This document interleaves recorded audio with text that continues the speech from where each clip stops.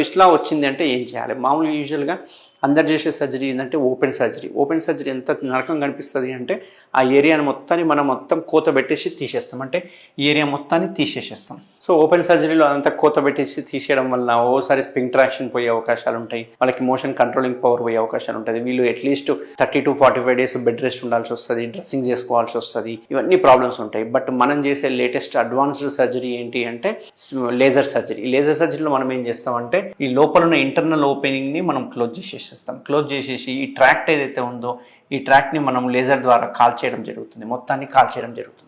So ఇట్లా లేజర్తో కాల్చేయడం వల్ల ఆ ఏరియా మొత్తం కాలిపోతుంది. కాలిపోవడం వల్ల ట్రాక్ట్ అంతా మనకు డ్యామేజ్ అయిపోతుంది.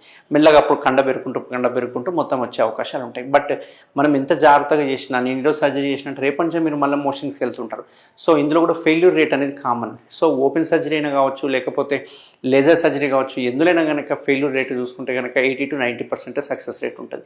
ఒక 10 to 20% ఫెయిల్యూర్ రేట్ అవకాశాలు ఉంటాయి. ఎందుకంటే కొన్నిసార్లు ట్రాక్స్ ఎక్కువ ఉండడం కావచ్చు, లేకపోతే చేసిన వెంటనే మోషన్ అన్హైజీనిక్గా పెట్టుకోవడం కావచ్చు, సిడ్జ్ బాత్ సరిగ్గా చేయకపోవడం కావచ్చు, లేకపోతే ఆ సూచర్ ఎక్కువ ప్రెషర్తో మోషన్ పోవడం వల్ల సూచర్ కట్ అయిపోవడం వల్ల కావచ్చు. ఇట్లా చాలా రకాల కారణాలు ఉండడం వల్ల ఒక 10 to 20% అనేది పేషెంట్ చేతిలో ఉంటుంది అన్నట్టు. ఎంత డాక్టర్ చేతిలో 80% ఉంటే పేషెంట్ చేతిలో కూడా 20% ఉంటుంది.